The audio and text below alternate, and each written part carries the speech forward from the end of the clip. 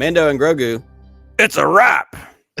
Oh, The upcoming Star Wars film, The Mandalorian and Grogu, has wrapped filming and is on track for a May 22nd, 2026 release.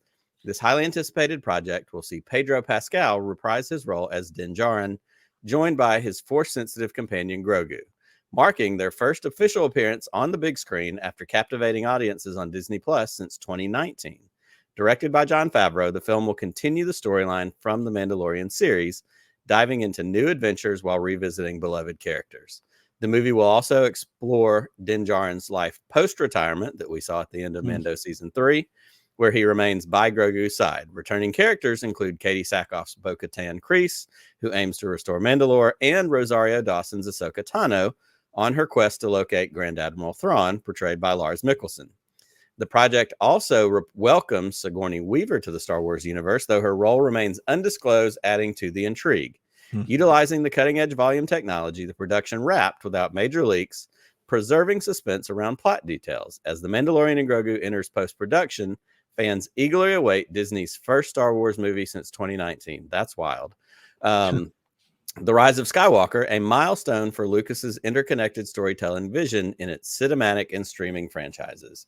We haven't had a Star Wars movie in 5 years on the screen. We've gotten some series, we've gotten some, re-releases, but this is new Star Wars in the cinema. It's still over a year away.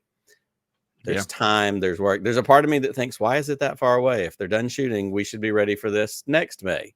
But we don't want to rush it. We've seen those things happen before. Let it breathe. Let it take time.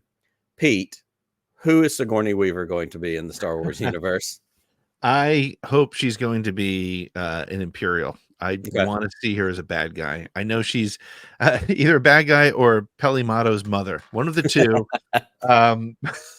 But I want to see her as a bad guy. How great would it be to see her as part of that Imperial Remnant? Somebody who kind of swoops in, maybe fills a vacuum that's created with the exit of Moff Gideon.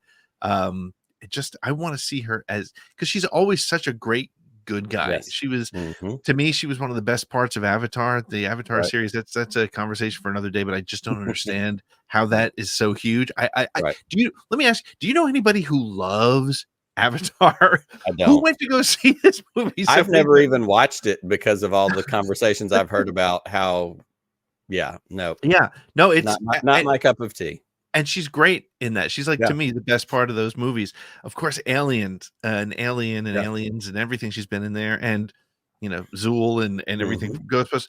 But let's see her as a bad guy. I think she'd make a ripping Imperial. What are your thoughts? I'm throwing it out there. I'm throwing it out there. She's Thrawn's number 2. Oh, okay, cool. I want her to serve at the pleasure of Grand Admiral Thrawn. That would be fantastic. And it would keep her in that bad guy mode. I don't think she works to be Price necessarily from Rebels. I think she'll be too. Would she be too old for that? No, I think she would be. I don't know because of the time jump, but I like her as a bad guy. I agree with you, and I also think that her playing off of Mikkelsen's Thrawn could provide some really juicy stuff. Yeah. I mean, the only thing to all that stuff is her age. So she will be I don't know how old she'll be, but I mean, it's the Imperial Remnant, so it's I don't know. I think if she's not an Imperial, I was gonna say I'd be disappointed, but I'm not gonna be. Sigourney Weaver is currently 75 years old. 75. Okay, so I mean, she could be an old Imperial. No, not old. Sorry, you never know. Okay. All right, 75 is old. Let's admit it. Okay, that's it. We can say it. Ageist Pete is here. Here I am. The captain of the Titanic being ageist. I'm the captain.